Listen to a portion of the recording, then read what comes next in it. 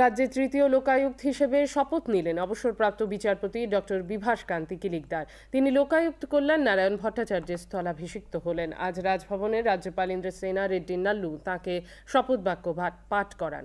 শপথ নেওয়ার পর তিনি বলেন, দুর্নীতি হলো একটি বিরাট সামাজিক ব্যাধি। সমাজের এই দুর্নীতির বিরুদ্ধে লড়াই তাঁর লক্ষ্য। এই দুর্নীতি রোধে সকলের কাছে সহযোগিতা আহ্বান করেন তিনি।